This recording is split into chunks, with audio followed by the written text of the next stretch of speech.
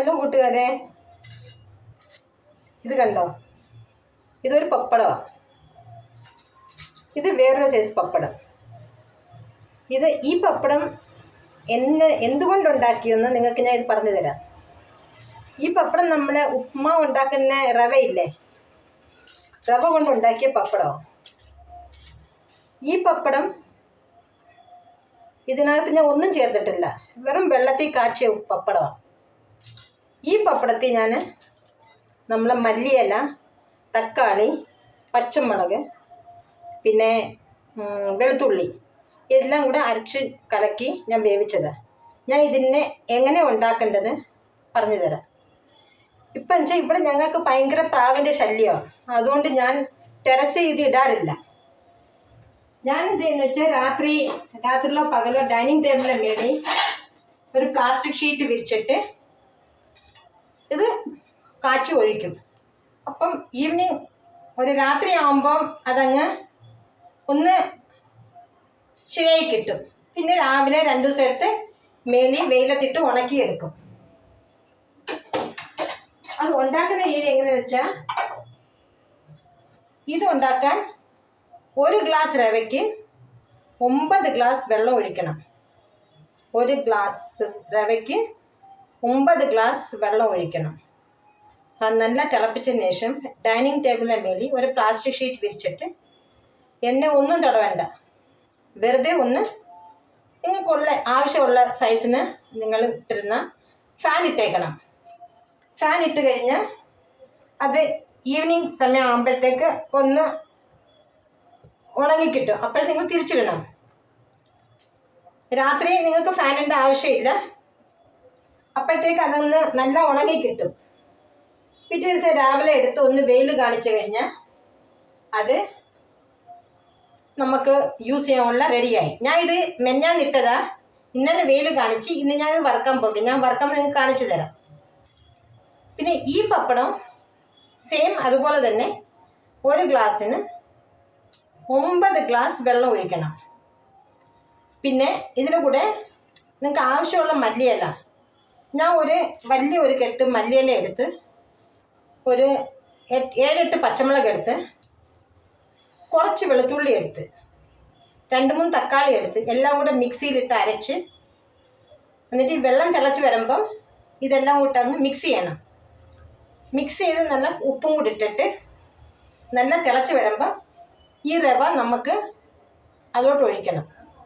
ഒഴിച്ച് ഒന്ന് ചൂടോടെ എടുത്ത് പ്ലാസ്റ്റിക് ഷീറ്റ് ഒഴിക്കരുത്.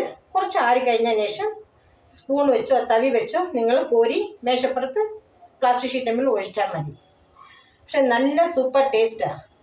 ഹൈദരാബാദിലുള്ളവർക്ക് ആർക്കെങ്കിലും ആവശ്യമുണ്ടെങ്കിൽ എന്നെ ടെക്സ്റ്റ് ചെയ്താൽ മതി. ഞാൻ ഇവിടുന്ന് ഡെൻസോ ചെയ്ത് തരാം. പേയ്മെൻറ്റ് ചെയ്താൽ ഡെൻസോ പേയ്മെൻറ്റ് നിങ്ങൾ ചെയ്യണം. ഞാൻ നിങ്ങൾക്കിപ്പം വറുത്ത് കാണിക്കാം.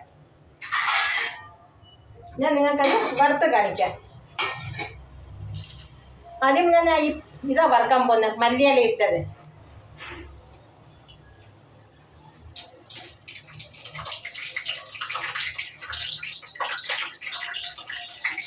നല്ല ടേസ്റ്റാണ്. പിള്ളേർക്കൊക്കെ ഭയങ്കര ഇഷ്ടമാവും. നല്ല ടേസ്റ്റുള്ള പപ്പടമാണ്.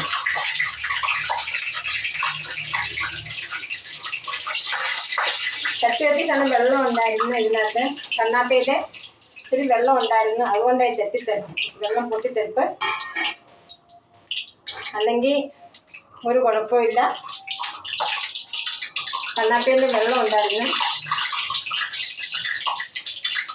അങ്ങനെ. പിന്നെ നാളെ വേണമെങ്കിൽ നിങ്ങൾക്ക് സാബുദാന വെച്ചാൽ ചവ്വരി കൊണ്ട് പപ്പടം ഉണ്ടാക്കി, അതും വേറെ സൈസിലുണ്ടാക്കി. അതും ഉണ്ടാക്കുന്ന രീതി വേറെയാണ്. അത് ഞാൻ വേറെ വീഡിയോയിൽ ഉണ്ടാക്കി നിങ്ങൾക്ക് കാണിച്ചു തരാം. ഇത് ഹൈദരാബാദ് ആർക്ക് വേണമെന്ന് പറഞ്ഞാലും ഞാൻ ഇത് അയച്ചു തരുന്നതായിരിക്കും ഡെൻസോ ത്രൂ. എത്ര പേർക്ക് എത്ര വേണമെന്ന് പറഞ്ഞാൽ അതിനനുസരിച്ച് ഞാൻ ഉണ്ടാക്കി തരാം. പിള്ളേർക്കും വലിയവർക്കും എല്ലാം ഈവനിങ് ഒരു ചായക്ക് സ്നാക്സിന് ഭയങ്കര ടേസ്റ്റായത്. ആ ഒരു ഗസ്റ്റ് പെട്ടെന്ന് വീട്ടിൽ വന്നാലും നമുക്കിത് എടുത്ത് സെർവ് ചെയ്യാം. അങ്ങനെ നല്ലതാണ്.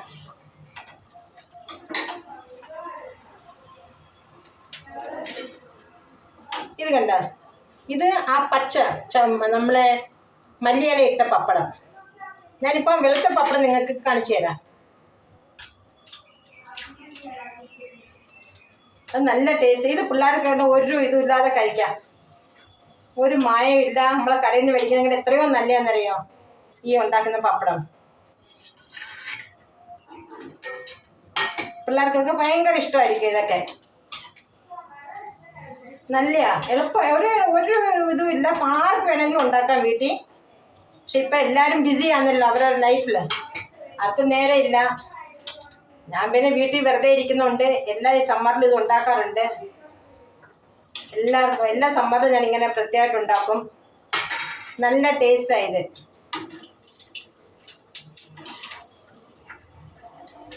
കണ്ട,